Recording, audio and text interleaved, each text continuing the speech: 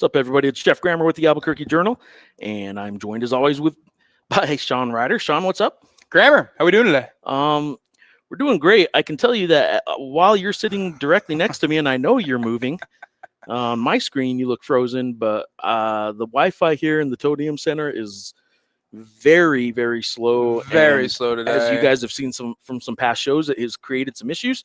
I hope you're not frozen to everybody. I hope so too. That would make just pull me back out, pull me back in.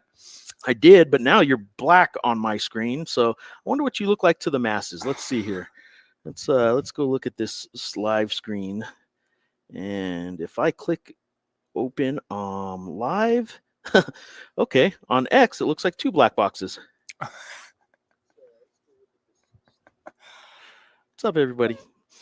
So the Wi-Fi here is killing us. I hope you guys can see us. I'm glad you can see the field at least. I don't know why that camera works and no other camera works. This is not a me issue this time, guys. I promise you this is strictly a Wi-Fi issue. Anyway, Lobo football coming off a huge win against New Mexico State. Obviously Saturday, 37,440 of the announced attendance. So you can quibble about whether or not there were some open seats or not. Tony Sanchez chose to, and getting a text here. Anyway, it was packed. It was a great day for college football in the state of New Mexico. It was a great day for UNM Lobos. They got the win. It was still a very good day, although not in a victory, but it's still a very good day for New Mexico State Aggies as well. This is kind of a vision in some ways of what football can be if things line up, right? And they do need to line up here. There's not a lot of wiggle room for mistakes at UNM or New Mexico State when it comes to FBS football. But when things line up, you can do things like have a big game. You can get some excitement in the community. You can get 37,000 in the stadium. We just saw it happen, so we know it can happen. And there are some other things that need to be addressed. There are issues with ingress into the North End Zone Stadium gates. There are some issues with the concourse and size of the concourse, and I will be addressing all those in an article I'm writing this afternoon. And we will be hopefully we'll get some comments from UNM about that. I've been trying to, and we will see if we get those today. Anyway, Sean, football press conference today. Jason Eck spoke. What was the big takeaway from Jason Eck? And then let's also kind of get your 3 days after the game. Kind of, you've had some time to think about it. Thoughts on the game? Yeah, Friday game at San Jose State conference opener. Eck said he is excited for the conference opener. He is previously 2-0 against the Mountain West, beating Nevada in 2023 at Idaho, and oh my gosh, Wyoming last year. Yes, that was the other one. While he was also at Idaho. He says he's 2-0. He doesn't want to screw it up this week. Want to get to 3-0. Playing San Jose State, a team that is 1-3. I have said on this exact show, in this exact forum, that I've been disappointed with San Jose State. Took a little bit more time on Sunday and Monday and kind of dove into things a little bit. I don't know if I'm as disappointed. I think they should have won that Central Michigan game for sure. And I think Stanford, they showed a lot of good things. So the 1-3 isn't great. It doesn't affect them in conference though. But yeah, I do think the San Jose State team has kind of turned a little bit of a corner offensively. And from what they showed in that Stanford game in particular. And there's a lot of respect from UNM to the San Jose State team, man. I mean, this is an offense. They call it the spread and shred. It can put this defense in a bind in particular, just by how they kind of do things. They run at the least out of anybody in the country, but they run just enough to kind of keep you honest. That's the way that Eck kind of put it. And kind of work the screen game a little bit there too. Defensively, they have two really good linebackers, and Jordan Pollard and oh my gosh, I'm blanking on the first name, but Latu. I don't even know if I can pronounce the first name, but yeah, this is a look. This is the kind of the key takeaway from today is that this is a team. It's a conference game, so it's a big game, obviously. But this is a team that needs to be taken seriously regardless of the record. What do you think about the short week? New Mexico State has an even shorter week. They play on really Thursday. Short week, yeah. And then a road game and then a really short week. I really dislike that, but whatever. That is Conference USA. That is Sam Houston State at New Mexico State Thursday, and it is a 2.5-point spread with Sam Houston, the winless Sam Houston, going to Las Cruces and being favored by 2.5. But as far as New Mexico goes, right now I'm looking at the spread, and they are getting 2.5 Friday night in the short week. So you lose a day. You're playing in California again. Last time they played in California, they did all right, and that was also a Friday night game. So they do have some experience doing this, and I wonder if they will go the night before to walk around the stadium like they did at the Rose Bowl. I don't think they will, because I think they're flying to get their pictures taken. No, we didn't ask about it today. I'm pretty sure from what I know about their schedule, because they're flying in Thursday night again. And normally that's not normally when you fly in. So I'm assuming they're going to do the stadium walkthrough, although it's not quite the Rose Bowl on Friday and all that too. They did have some issues last time with where they had to fly out, because you cannot fly out after there's a curfew on outbound flights out of Burbank, I think it was. Same thing for San Jose, actually. So it's they are flying into Oakland and then bussing over to San Jose, and then I've flown into Oakland for the San Jose State game before. I'm sure you're pretty excited about that information. You're a trendsetter. I am. Wow. Did they pick your brain on this? Yeah. They got my travel advice. What do you think about, looking back at the game and what you take away from the game? Obviously, the environment and all that. But if you took away one thing from the game, I'll start. But I will take away that I am now not as nervous about Jack Lane if they have to turn to Jack Lane. Yeah. I think that's what, or Jake Lane, if you want to call him that. But Jack Lane, I saw him get the crap beat out of him against Michigan. I'm like, wow, that's admirable. Everybody's like, look how good that is. But he didn't actually prove anything about playing quarterback, just proved that he was really tough. I did think it was interesting. Jason Eck today was saying that, he thought these last 4 games for Jack Lane are the best that he's ever played. Right. And there is an inch, and it's probably something I'll ask him about later, and talk to Jack a little bit later too. The idea of you threw 3 interceptions against Michigan, and you were kind of pressured to throw and all that as well. And then you had this game where you have, 4 TDs, 303 yards, and it looks great on the box score, but he thinks he's playing great in both games. It is interesting that the game he seemed to gain his most respect from was that 3 interception. I know, right? Yeah. And like I said, whether or not you knew Jack Lane could be a quarterback that can win games with his arm, you might have, maybe you really believed it. I know people in that locker room may have believed it. People that watched him last year may have believed it. You'd be hard pressed to really convince me that you believed it as a Lobo fan if all you were going off of was watching him in the Michigan game or watching him in the Idaho State game where they didn't really throw the ball. And even the UCLA game, frankly, they didn't have to. So what he did Saturday, to me, I think is the biggest takeaway, because it did show another element of this offense. They are still a fantastic run game. At least potentially. They may not have even, frankly, maybe they didn't look like a fantastic run game, but that was because New Mexico State went all out on stopping the run, and that's part of what led to Jack Lane having the opportunities he did. So if teams want to stop that run game, we now know that Jack Lane is capable of doing something like a 300-yard passing game. If that's what you're going to give him, he'll take it. So I think that's kind of a big takeaway I had too. I was kind of thinking about this the other day too.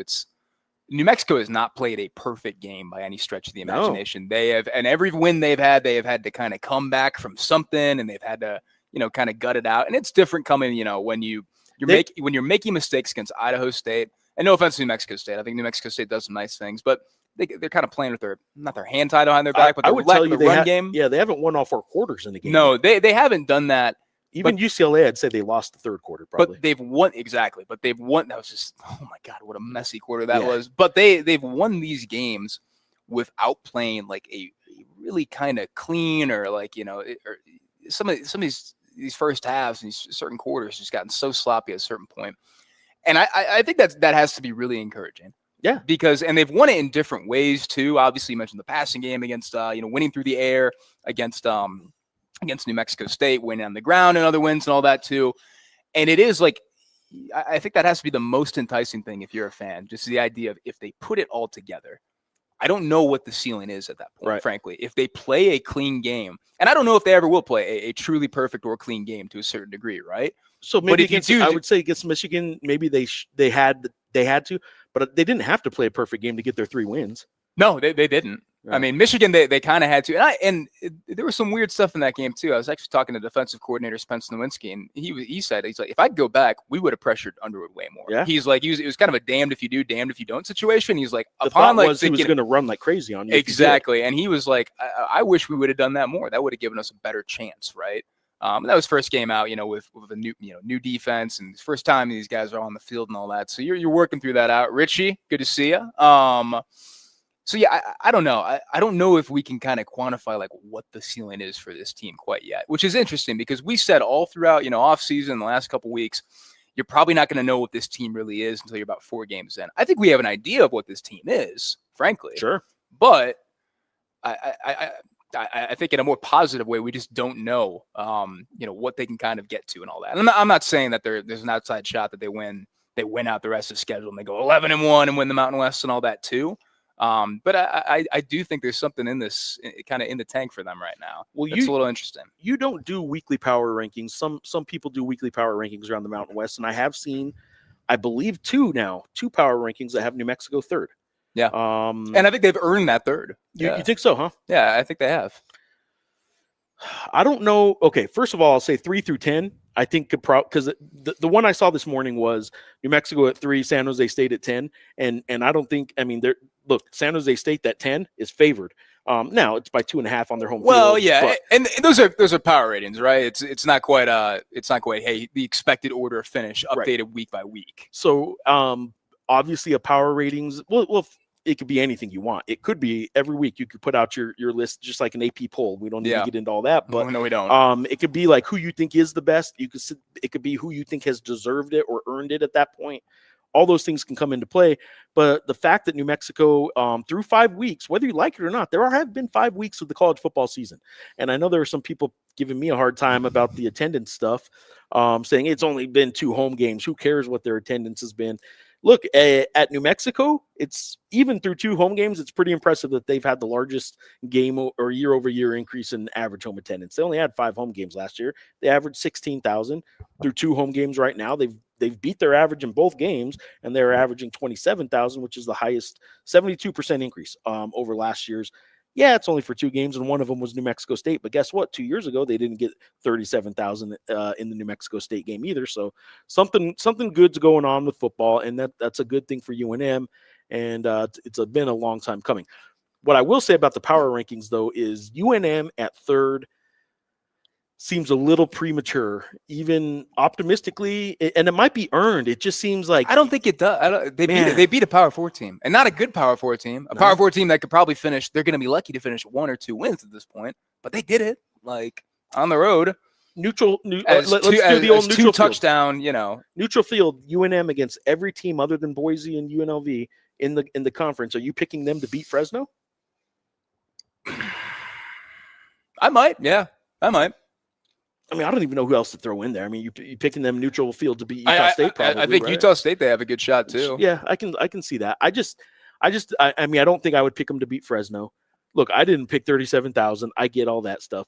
I didn't pick them to go to a bowl game this year, and right now, I'd be hard pressed to tell you that I don't honestly think they're going to get to 6. I think they probably will. I wouldn't put money on it, but like I'm not thinking they're getting to 9 or 10 wins. I don't think 9 or 10 either, and I do think, and I kind of wrote about this on Sunday too. I think the fair expectation at this point is probably 6-7 wins. I think 7 wins is something that you can kind of expect off of what we've seen through the first third of the season. Yeah, and what did Jason say the other night? If you told me at the beginning of the season, bowl eligibility, everyone would be happy. But if you tell me right now that we stop at 6 wins, he'd be pretty disappointed. Yeah. So if they only get 3 more wins, they'd be going to a bowl game. Big picture, that's good for UNM in this season. But if you right now just say, look, the rest of this season, they're only going to win 3 of their final, 7 games? Yeah. Go 3-4? I mean, that'd be pretty disappointing if they go 3-4. Yeah, and it would kind of pump the brakes on some things in regards to is Eck going to leave for another coaching job and all that too? That becomes a little less attractive and all that. Yeah, but man, if I really had to put a number on it, I probably would say 6, but I may even lean 7. I think they probably. I think 7. Honestly, I think with the way the schedule looks right now, I think 7 is a fair expectation. Now you can go game by game, and you can tell me, and I can tell you, like, yeah, I think they can win that game. I think they can win that game, and it might actually come out to 8 or 9 wins, but. The overall probability of them winning all those close ones that I think they could win just isn't gonna. It just doesn't happen. And some of it too is also just the recent history of New Mexico football juxtaposed with the reality of what it is right now. Yes, I think on a neutral field right now, New Mexico would probably beat the pants off Colorado State, off what we've seen from Colorado State, but we don't know what that team's going to be like at the end of the season, right? When they do finally get them. I will tell you this too, that while I think the big takeaway seemed to be the Jack Lane thing I mentioned, and that was obviously a big one. Man, 9. He mentioned it today. How many sacks did they have last year? Yeah, they had 11 sacks total. They have 11 sacks now through the first third of the season. I mean, 11 sacks last year, 11 sacks already this year, 11 sacks last year, and 9 sacks on Saturday. That was a hell of a performance, and really kind of showed. I don't know, what did it show? Did it show a fluke? In that New Mexico State's offensive line is that bad, because they are pretty bad. Well, they're banged up. I mean, that's the main thing. Like, I mean, they came into the game, only giving up like 5 sacks, for 3 games. Saturday, they just were. And part of it too is there's definitely a couple you go back and watch. And Nick was talking about it when he joined us on Saturday. Yeah, there were some where Fife really needed to get rid of the ball, just simply get rid of it in any way possible and not hold on to it there. So it was a little bit of both those kind of realities, kind of clashing with. Yes, this is a vastly upgraded front seven and all that. And I think it's pretty well coached, and it's got a lot of guys with a lot of bend who can do a lot of different things. And it's not something they've had in the last 2 years, because the best that they've kind of had over the last 2 years was they could generate some pressure, but they had to play so far outside kind of the base defense that at a certain point they were giving something up to try and get more pressure and try and get sacks. I'll tell you this, early in that game, that first quarter, that New Mexico State won the first quarter, obviously. And I would tell you that UNM's secondary looked like it was gonna be in for a long day. Yeah. Like, I thought it was gonna be a really long day for them.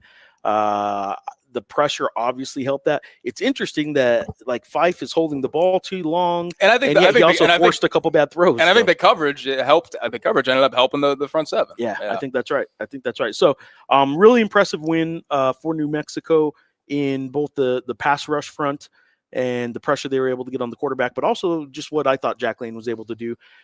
Special teams. What do you think about special teams? It's they were fortunate. I wouldn't say they were necessarily the reason for it, but they were fortunate on a couple missed opportunities, I think, by New Mexico State. Did they miss 2 field goals?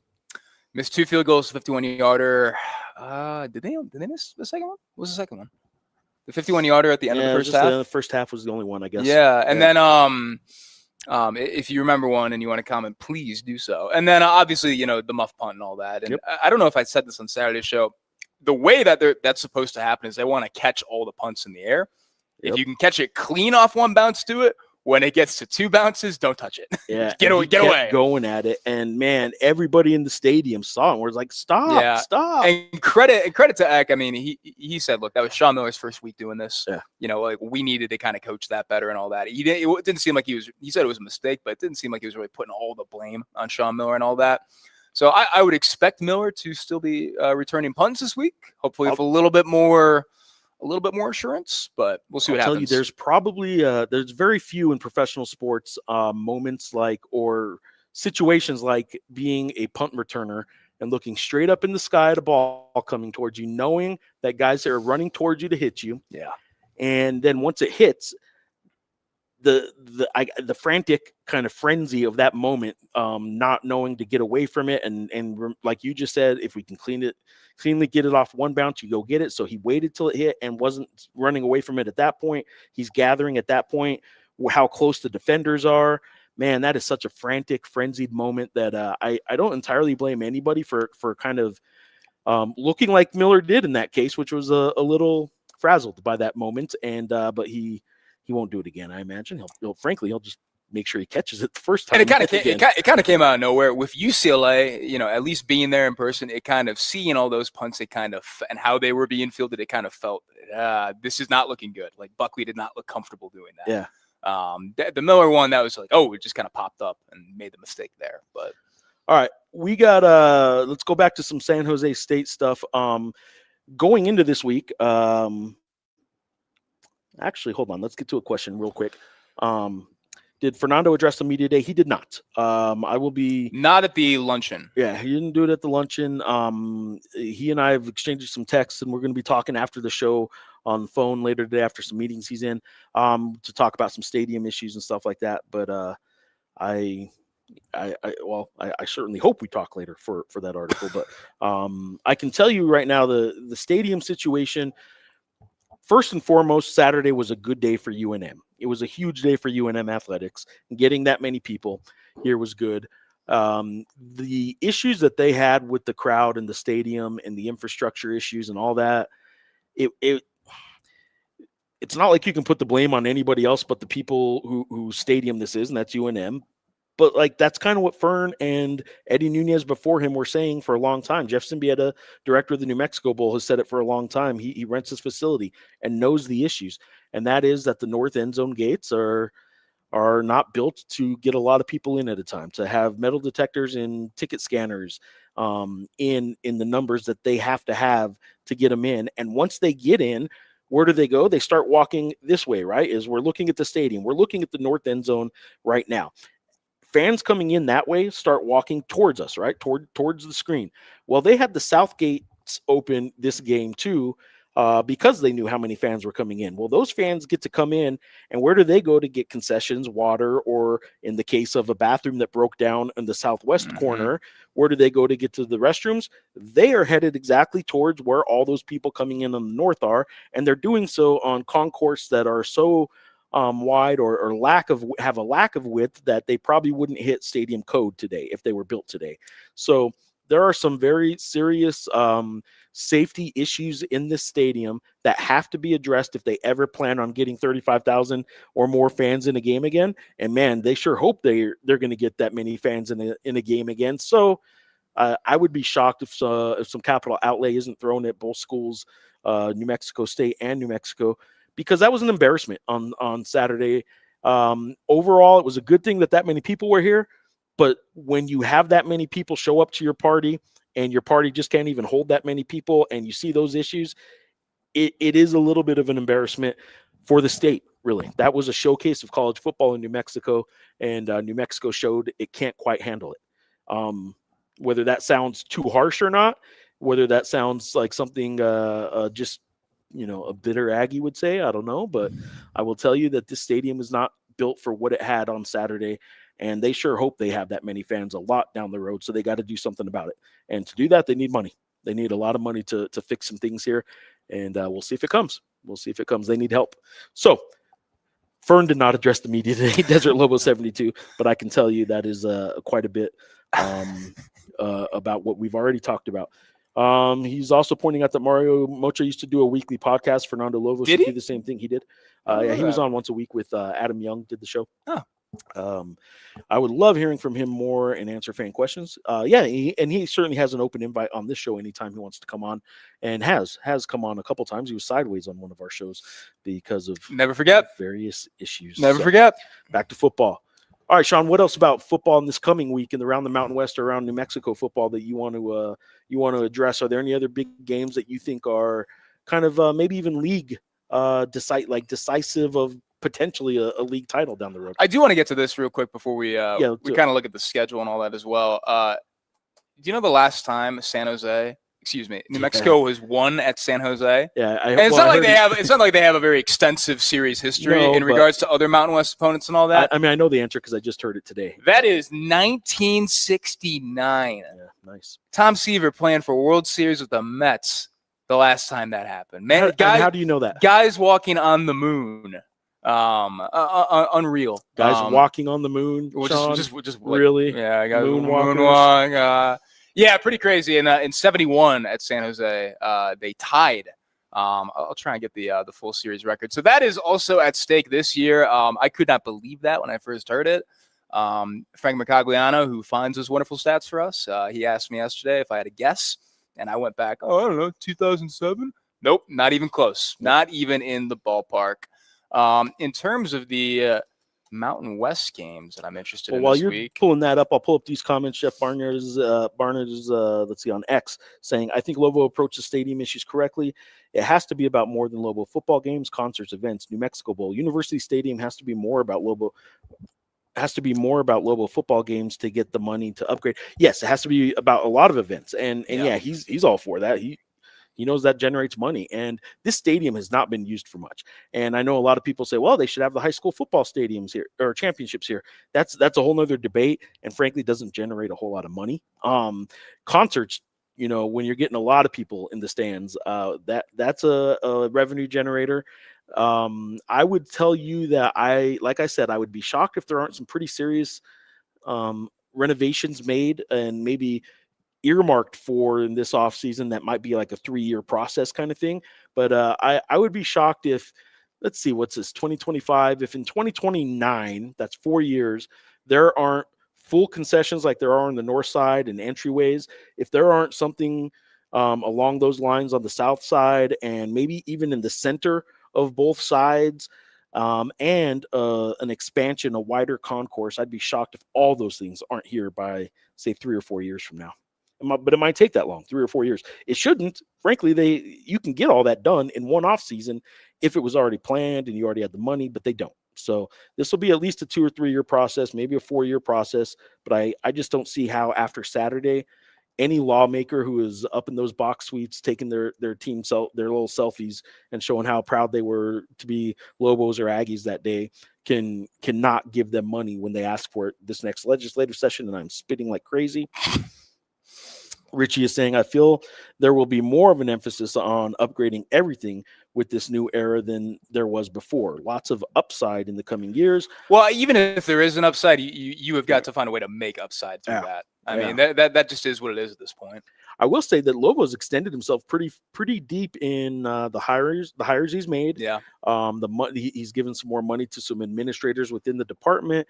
He brought Ryan Berryman back. He promoted Jalen Dominguez. He is invested in a lot.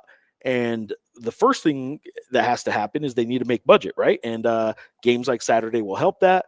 If they, Frank, did you know, I looked this up yesterday, if they average over their last 4 home games this year only 16,000 per game, that will give them a season average of 20,000, which will still look like a huge upgrade. If going into the season, they averaged 16,000 last year. If I told you they were going to increase that by 4,000 per game in year 1 of this new coach, an FCS coach, all this stuff, you'd probably say 4,000. That's pretty good. I'd like to see it maybe 4,000 or 5,000, but like you'd take it. Hitting that round 20K average, like before the season, we absolutely said, yep, no, things are going well. Yeah, and they only at this point it's over 4 games, but they have to average 16,000 to get there. Yeah. That's how good one good game is. That's how good one good game like Saturday can be for a home attendance, and that's where we're at. Let's see. Gilbert is saying, I agree with you, Jeff. There needs to be some long-term plans. Porta potties would be short-term help. I don't know where you would put them. That's kind of on the north, maybe. Yeah, I don't know. There was some grass usage on Saturday. I will say that certainly was not the proudest moment of the stadium. Rob is telling us. How about I put you back on there? Okay. Need an upper deck that hangs over the first level to create a natural concourse. Hard part with University Stadium is the east side upper is shared with soccer. That's something Fern has mentioned to me in the past. It is a unique stadium in the sense that there isn't a true concourse. That changes things. The concourse, look, even if just to scale it down even to high school, right? Like I remember Alamogordo High School. Here we go. Oh no. The track used to be open. The track around the stadium used to be open, and during high school football games every Friday night, kids would just be walking around the track, and you could walk around the whole stadium if you wanted to. Can't really do that here. From there to there, it kind of gets cut off. Yep. It's not wide enough, obviously, in the concourse. There are some overhang situations that I think not only would help with what you're saying, Rob, but I just think even if it's a little bit of shade on that east side, it would it certainly would make it more enjoyable for a lot of fans. You're staring right into the sun for a lot of these games, especially in the evening. Now, these have been afternoon games. Some people complain that it's a little hotter in the afternoon. I would tell you that some people are probably happy that if they're sitting on the east side, they're not staring into the sunset for a good hour during the game. And There you go. Let's see what else we got here. Adam Lopez is in. I feel like Utah State game will get some decent attendance. Maybe not a sellout, but a hate watch is a fun watch. I'll tell you this. I don't know if they'll hit 30,000 again, but I think they could be in the 20s for the rest of the season. I think so too. Yeah. I mean, you got to keep winning. You got to keep sustaining things and all that. But yeah, no, I think we're on the same page. You and I. Utah State, I have a really hard time seeing that be a sellout for multiple different factors and all that. I really don't know if it'll get 30. It's hard for any out-of-state team to bring a whole lot of fans, right? New Mexico State's bringing some fans. So you're telling me that you got to get 30,000 here in Albuquerque to show up? It's tough. It's a tough one. And I can hear the soundbite right now that I'm going to have to put together when it happens, and I'm going to put this together that Geoff said this. I nailed it. I just don't see it happening. But no, I do. I guess what remaining home games? So you have Nevada homecoming, you have the Utah State game, and then you have the Colorado State game, and then, oh my gosh, San Diego State. We'll just take that one out because it's a Friday. It's the Black Friday game and all that. I just don't see seeing that being very well attended. So Nevada's a horrible team right now. But terrible. It's close enough to right now when the momentum is so high that I think Nevada, combined with homecoming, should be decent attendance. Yeah. Do you think it'll be the best attended game down the stretch? Of the rest, I do think it'll probably be Utah State because I think they'll beat Nevada. I just have a problem thinking in advance of them coming off a loss is going to have some of the just negative people that, there it goes. It's over. It's, that same old Lobos because of one loss. And I just think they will be coming off a loss. I don't think they're going to go up to the Boise game right before for those that don't have the schedule right in front of you. But that said, I still think that they can shoot for 20 in every game the rest of the season and have a shot at it because they should be bowl eligible. Now, losses, ask me after every loss if I still think that, because every loss down the stretch, I might have to change, recalibrate a little bit, right? We're recalibrating now because of wins. You do the same after losses. Other than the Boise State loss, I think any other loss on the schedule will bum out some fans. I think so too. Do you think maybe not UNLV? Do you think this is kind of, if Boise State and UNLV are the clear, and maybe they're not the clear, but I guess right now they're kind of the clear top two in the conference, similar to last year, although it's not quite like there's that big gap between those two and the rest of the league. Right. I mean, does it feel like New Mexico is this year's Colorado State to a certain degree? Where it's, hey, man, like they really kind of played their way into third in the conference and took care of business and all that.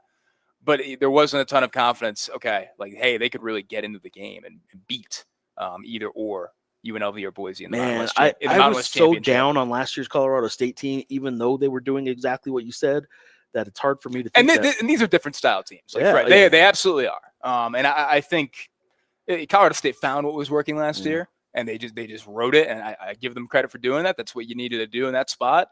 I do think there's a bit of a higher ceiling in regards to this New Mexico team. Because I still think we haven't seen the best. One really good game, but the best of Scott Ray Humphrey. There was a good Scott Ray Humphrey game against Idaho State, but he was also in the post-game press conference saying, I could have played better. Yeah. And sometimes guys just say that, frankly. Like, I'm getting a little tired of that. It's like it's something guys say. Like, but Desert Lobo, the 100 points of sale, if they were added to the game, yes, they were. Some of those points of sale were just concessionaires walking up and down the stand selling beer and cotton candy. I am curious how that went, considering they couldn't get around the concourse either. That's a fair question to ask, is like, how are all those people that were walking around the stadium selling stuff, how did they do, considering there was nobody walking around the stadium very, very well? Ben Wysong is making a good point here, man. Like, UNM going to be bowl eligible before November? ? I like their chances that they will.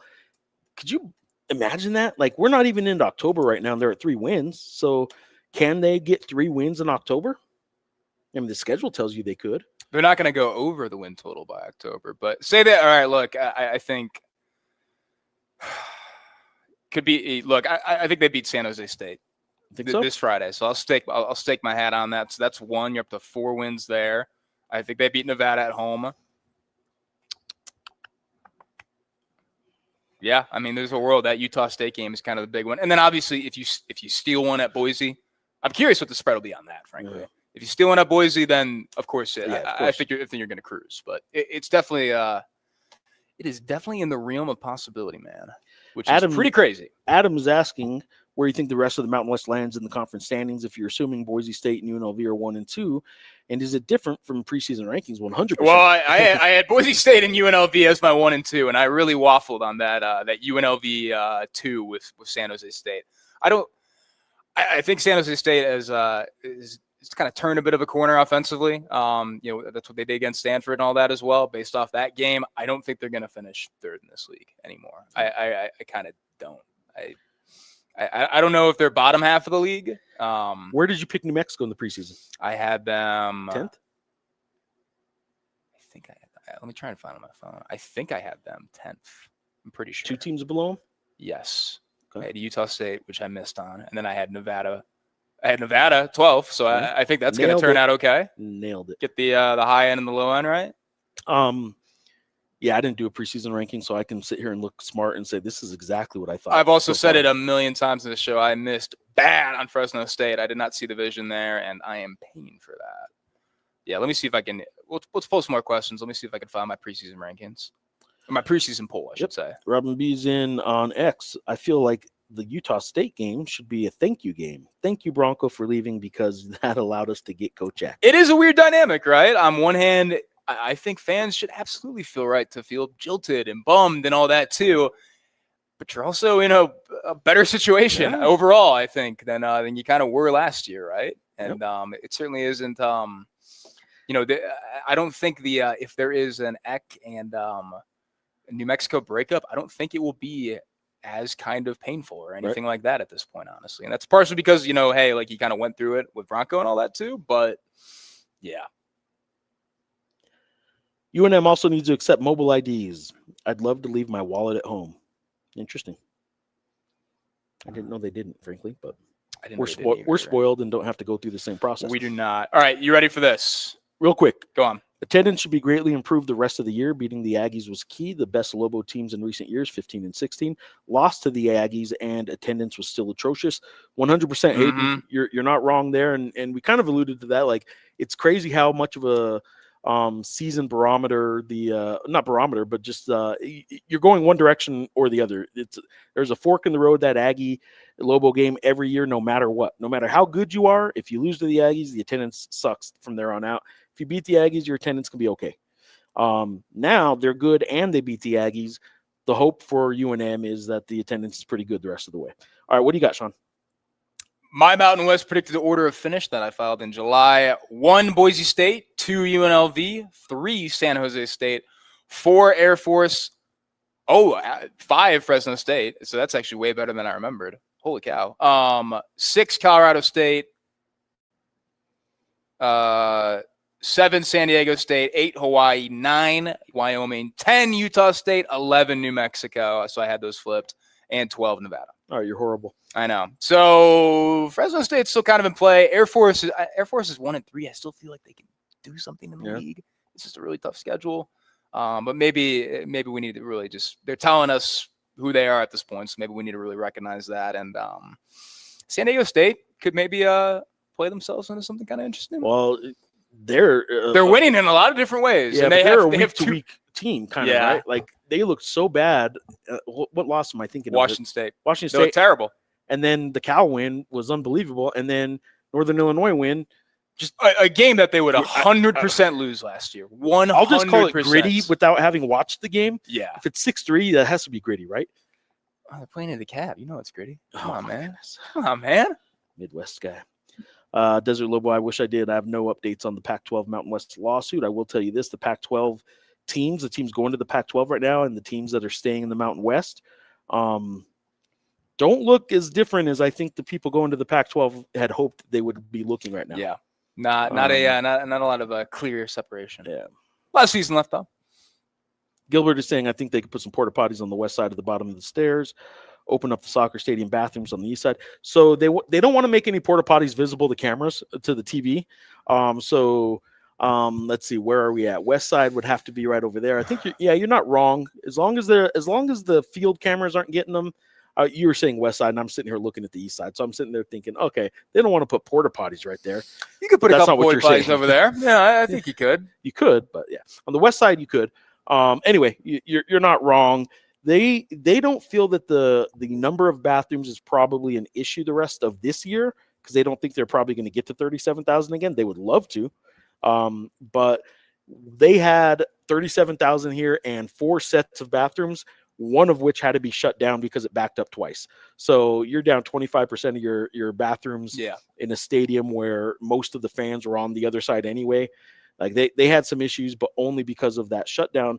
They are confident they can make it through this year without addressing the bathroom issue other than fixing the one that shut down. Hayden's back with, I take that back, 2015, they did beat the Aggies. It was 16-17. Hayden, how could you? I'm a Hayden guy. I'm backing Hayden. All right. Mistakes happen. Mistakes do happen. Hayden, forgiven. Anyway, attendance goes downhill with the Aggie loss, no doubt, and it shouldn't. If attendance goes downhill this year for the UNM Lobos, it won't be because of the Aggie game, that's for sure. For the record, the Lobos beat the Aggies in 2015, lost in 16. There we go, Rick.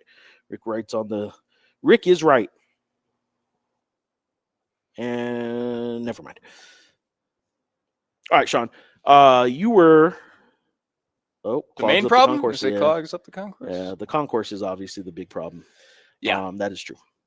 All right, Sean. So to beat San Jose State, we'll focus for a few minutes here as we kind of already start to sort of wind down here. I am curious, to beat San Jose State, we went into the New Mexico State game with this big talking point. If NMSU shuts down the run game, can UNM beat NMSU? And they did with Jack Lane's arm. San Jose State, are they going to try and basically take the NMSU blueprint that didn't work?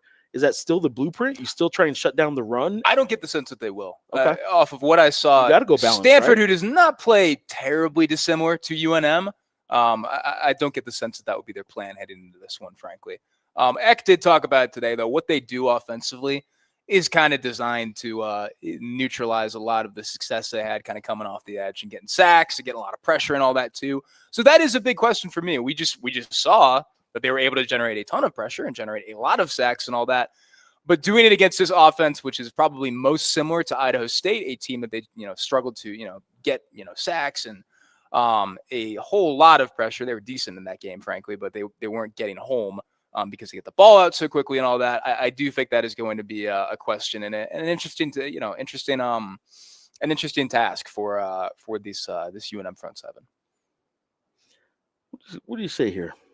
One. As I listen to you intently, I'm reading these. Yeah, actually. one. I was looking at this too. I think that was a mistake, and I actually meant to talk to Frank about this because Blair didn't play a snap.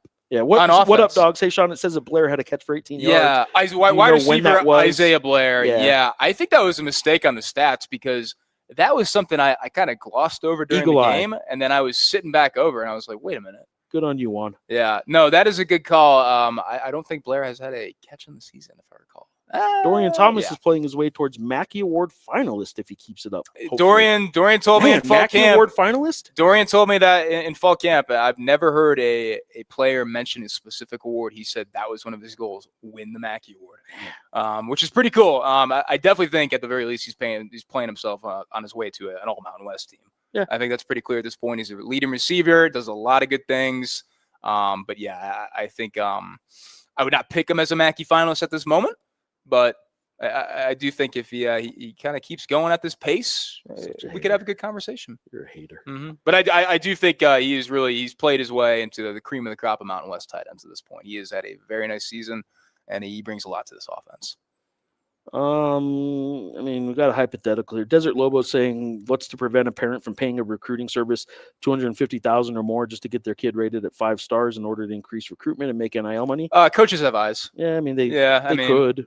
You could do that, but basically, if you did that and you weren't any good, the coach would be like, you know what? I'm going to let these other schools take that 5-star. I'll focus on these other ones. And it's also the element of, okay, well, you show up to campus and, hey, this guy actually sucks. He's not a 5-star. Yeah.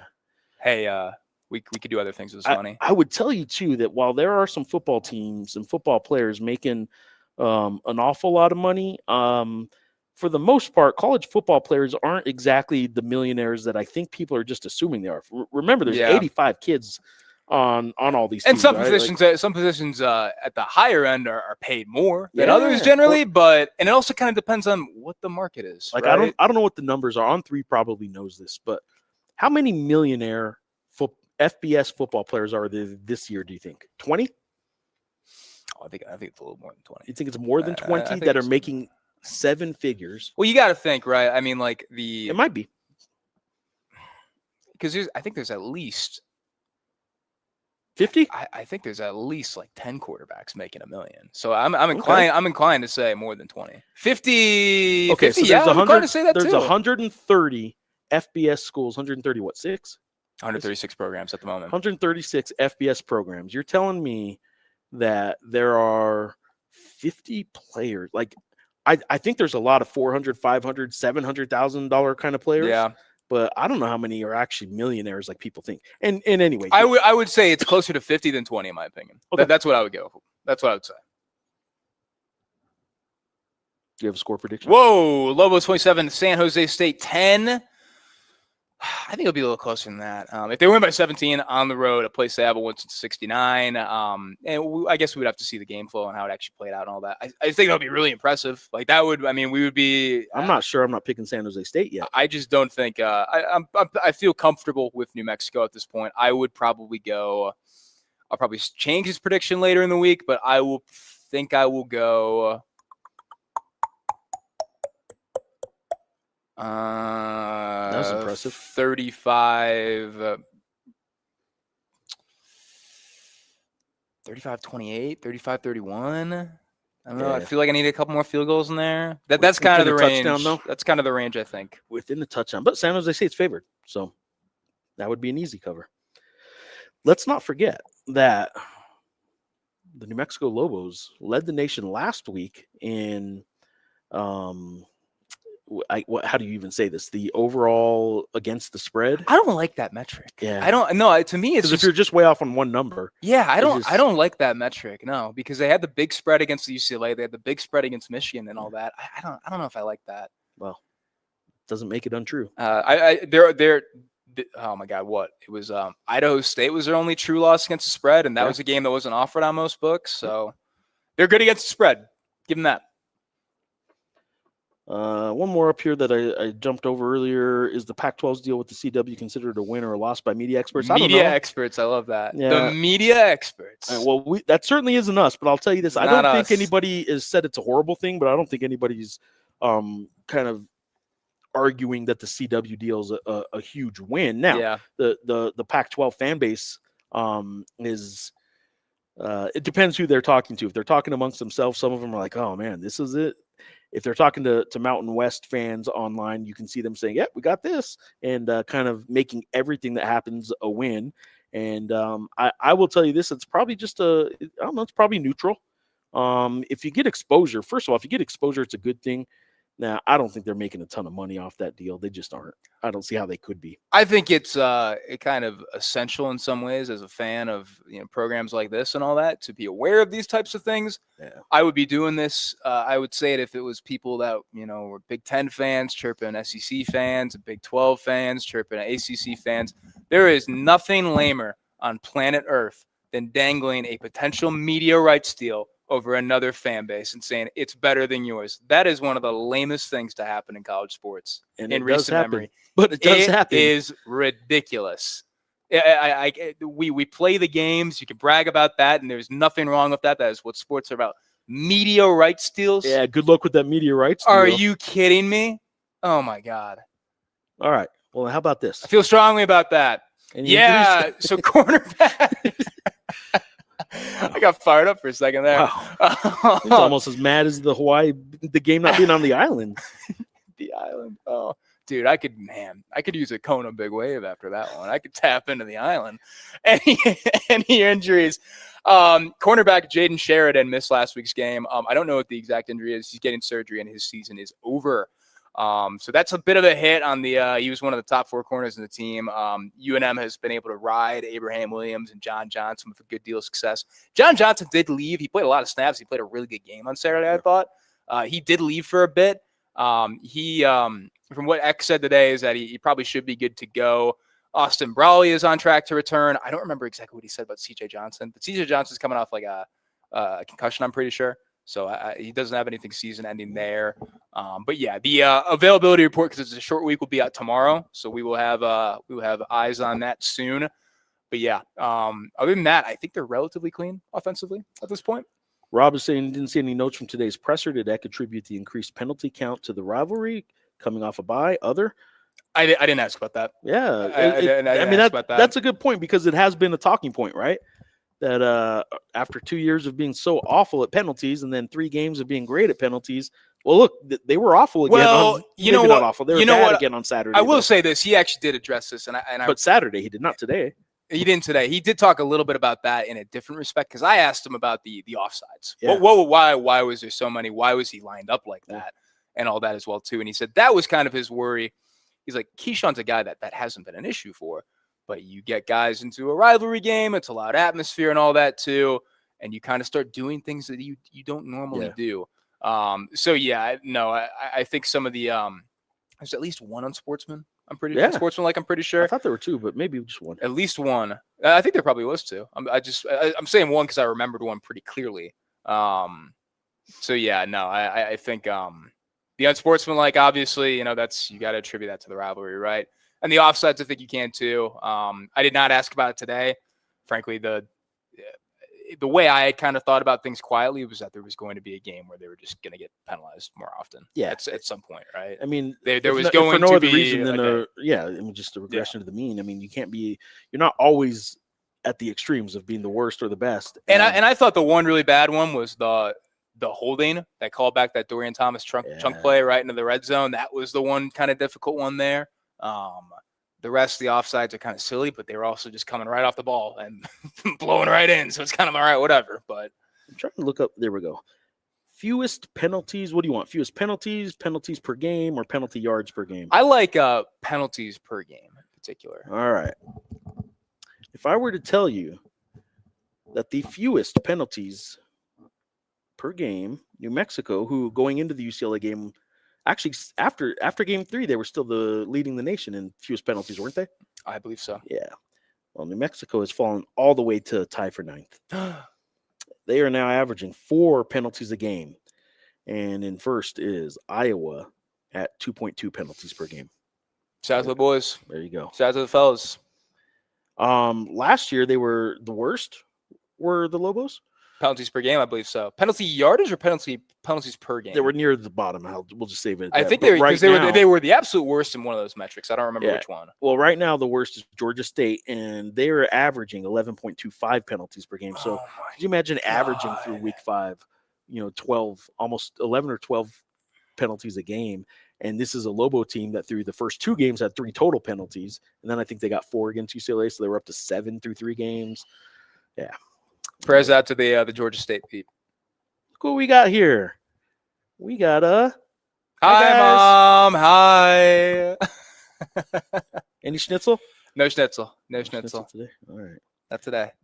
Matthew Narvaez. Oh, let's go. I'm getting the vibe that access to UNM men's basketball is not what it once was under Pitino. Why'd you read the start of it that way? How do you get fans excited when so little has been put out there about this team? Take it away, Grammer. It's a fair question. Take it away. Matthew Narvaez asking the questions. That's a good question. I don't have an answer. That's all I know.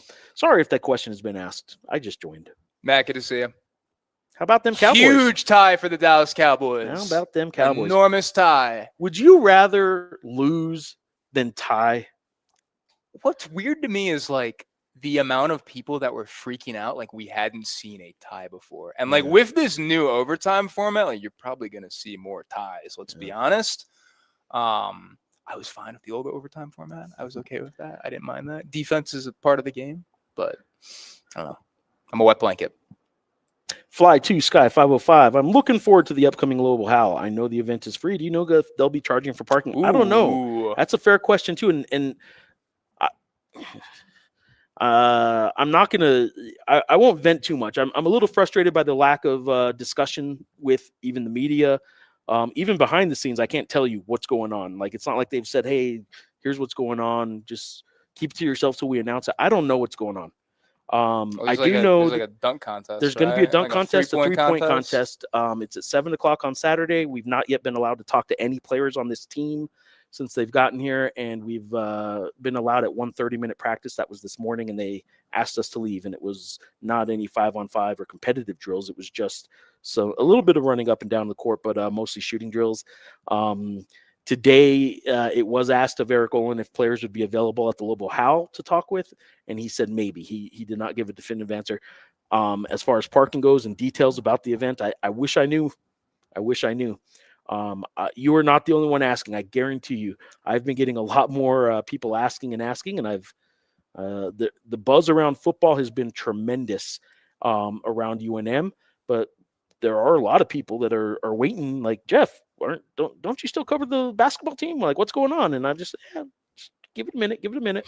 And here we are, and I don't know what to tell you, man. I just don't. So that's all I can tell you. We got to go Cubs. Go Cubs! Oh my God, what is going on in that game? Actually, 2-1. I saw the Cubs play the Padres in April. As a Bears fan, I would take ties over losses any day of the week. Also, sorry, Cowboy fans. All right. This is a good win for the Bears. We got to come on, Geoff. Come on, Grammar. Yeah. So I'm sorry. I don't know what to tell you. I don't know what's happening at the house. Put my hands up. I don't know what I'm doing wrong here. Lobo Howell beat writer Yeah. Geoff Grammar really dropping the ball. Yeah. I mean, I don't know what to tell you. We brought him out of retirement for this one. Yeah. So when was the last time they did it? They haven't done the Lobo How in probably over a decade now. I think Noodles' second year was their last Lobo How, so that would have been 15-16. So about 9 years ago was the last. Why did they stop? Was there any fans stopped going? Okay. And, I mean, fans. There won't be a lot of fans. Oh yeah, that makes sense. I mean, fans are there probably won't be a ton of fans at this one either. Yeah. People expect they hear the pit, and that's why I'm a little leery to like I'm a little surprised that they're doing the Lobo How this year, because the Lobo How has been an event that when it has 10,000 fans, it looks great. When it has 2,000 fans, it looks like, what are we doing here? Yeah. And that's what it started to look like. So they quit doing it. They did do an exhibition game where they had the Enchantment a couple years ago that drew a pretty good crowd. But yeah, anyway, we'll see. Saturday is the first time we'll get to see it. So that's good. Desert Lobo 72 is still on the NIL. I will tell you that there are some track and cross country stars that have some NIL deals.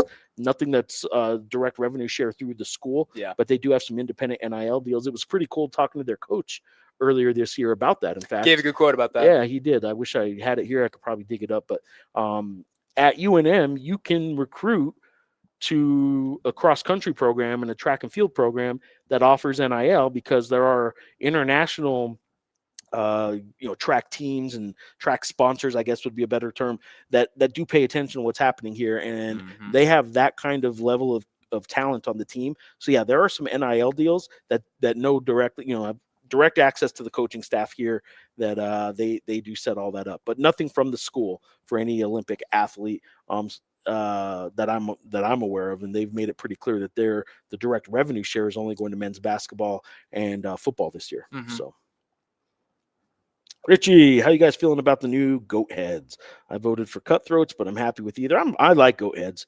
Cutthroats would have been fine too. I'm good with goat heads. You have any thoughts on the goat heads? I think goat head's good. I think it's unique, which I think is kind of the key thing there. Yeah.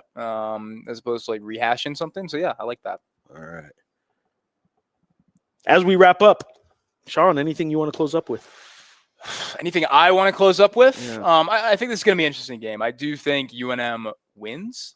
I don't think it's always going to look amazing. I just by what San Jose State does, I think it's going to be an interesting test for this secondary in particular, kind of the defense as a whole, honestly. See how effective they can be. And I kind of talked a little bit about it today too. Like you need your special teams to travel, you need your defense to travel. I think this is a pretty good test for that on a shorter week. I don't know if I am as concerned about the short week element, considering what they did against UCLA.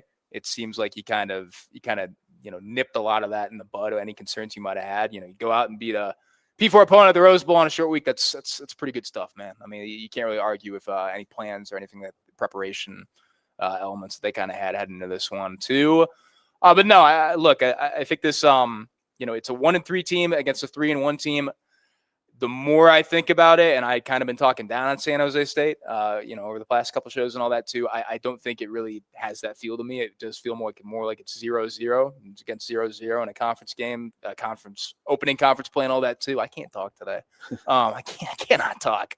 But yeah, no, I think the San Jose State team is better than its record. I like Walker. You get a good deal. Seems like he's starting to get really comfortable. Danny Scudero is really good, man. I really like what I've seen out of him. I think got some pieces on defense, man. So they're gonna be a handful. I do think UNM wins, but I at the same time, but I don't know if I would be all that shocked if San Jose State won. But we'll see what happens. Couple scraggling comments here. Thank you guys for the Thank you, reporting. Adam. Thank you, Adam, Appreciate for always that. tuning in, by the way, too. Royce has a prediction of 31-30 for San. Ooh, I like like that, San Jose Royce. State, I like that. And a go Lobos, of course. Fly to. Oh, let's jump here first. Fly Whoa, to whoa, sky. whoa. 505. Goat heads is fine, but what will the mascot look like? It's out, man. Go to New Mexico. What is it? New Mexico Professional Hockey Team, or actually, I think they changed their handle. I think it's nmgoatheads.com now. But it's out, man. They unveiled their mascot and their logo yesterday, and they are playing it up in two ways. One is they actually have a goat, which we all know in New Mexico isn't really what we think of as a goat head, but nationally they have a goat symbol. But I do like the star kind of logo right on his forehead, and then the secondary mark is just a goat head with an NM in it. It's good. They did good, I think, with the logos and all that stuff. Royce is saying, got here late. Can't wait to listen to the full episode. Thanks, guys. Thank you for watching, Royce. There we go. And then one more prediction here. San Jose. Oh no, not a prediction. San Jose State lost to Michigan 63-3. No, they did not this year. Yeah, I don't know. They lost to Texas 38-7. That's the one P4 team they played. At least one writer can make some predictions. My mom was close. She had UNM scoring 37 points. And it was 38, so she was close. So that's where the real ball knowledge just comes in the family. At least one writer has some ball knowledge. At least knowledge. one writer has some ball knowledge. Yeah. Ricky's bringing up a great point here. Yeah. It's something I kind of mentioned at the in terms of the team. San Jose State is changing kickers due to their issues so far. Thanks for the show, guys. It has been a journey for them kicking the ball this year. I think it's Dennis Lynch, the former USC kicker, I believe. Dylan or Dennis? I forget whatever. Yeah, we'll go with Dennis. They missed key field goals against Central Michigan in a 16-14 loss. They missed key field goals against Stanford. Yeah, so I'm going to say it has been rocky. And if he won the job over whoever they're about to replace him with, this guy might be struggling too. I'm going to say this. I'll make my prediction, and I will go with the Lobos. I'll go with 28-24 Lobos. I do think it'll be a close game, an ugly game kind of, and maybe even – I don't even know if it'll get up to 28. I think it could – well, yeah, 28-24 will be my prediction. I do like UNM's defense. Man, I don't feel good about that though. Like, I mean, they're not going to win all their games, and on the road at San Jose at a time when San Jose State seems like actually be kind of maybe getting right. And you're coming off an emotional win that was coming off a 2-week, high of the UCLA win. Like, UNM's not going undefeated the rest of the year. So this seems like a game that maybe would be one of their losses. That said, you can lock it up. Geoff Grammer is predicting a Lobos win. Sorry, UNM. I think similar to the New Mexico State game last year. I just think there's more avenue in the last week, I should say. Excuse me. Yeah. I think San Jose State is a better team than New Mexico State. I think right now, even though, yes, San Jose State is the preseason third team in the Mountain West, I voted them there. I just think right now, from what I'm seeing from both teams, even though San Jose State's kind of turning the corner, I think there's just more avenues for New Mexico to win. I think there's just it's not just like there's one clear pathway to win like in Michigan, right, where they had to do all these things. It's the only way it would work. Central Michigan last year in San Jose State. Oh yeah, no, yeah. Oh, I mean, we got one more prediction coming in, and this is the lock it up Reider prediction. What do we got? 17-14 Lobos. My mom's got a low scoring affair. I like that, Mom. Yeah, I like that. Low scoring affair. When are you gonna eat a grape? We gotta figure it out, man. I don't know. I've been crushing avocados lately. Just crushing them, dude. Avocado a day. A vegetative goat head. I prefer my goat head mascot looking like a vegetative goat head. We call them stickers in Texas. A ball with spikes. That's right. That's kind of awesome. That's actually sweet, Royce. Guys, thanks for being here. All of you for joining us, for sending in the questions and comments. We will be doing it again, I guess, late night on Friday, huh? Late one again. I do not love the Friday night games in particular, especially on the road. But What do we got here? Avocados? just avocados, Mom. Guacamole. Just straight, cut them open, keep the core in, scoop the stuff out. It's good. Just been crushing avocados. We'll need a grape, but he's been crushing avocados. It's like life changing, man. I feel so much healthier. Friday night, about an hour after game time. The stadium isn't quite as hard to get around as the Rose Bowl and some others. So it might be like 45 minutes. But anyway, I'll keep you guys updated Friday night during the game as to when we'll be on. But it is an 8 p.m. kick, Mountain Time, local, 45, something like that. I think so. It's good content right there. Good harmony. All right. We'll have a post-game show on Saturday, guys, and it'll be Fridays, actually, because that's when the game is. More good content there. Friday post-game show. I forget there's a Friday game. And then Lobo Howl on Saturday. Hope to see you guys there. And 7 p.m. is the Lobo Howl in the pit. Look forward to getting to know this team a little bit. Thank you, guys. Yes, we are doing a post-game show on Friday. Thank you, guys. Sean, thank you. Thank you, everybody, for coming in and producing our show. And thank you, Mom, for tuning in. Well, let's close it out, actually, with her prediction on the screen. I like this. Yeah. 17-14. Low-scoring affair. Lock it up. Lock it in.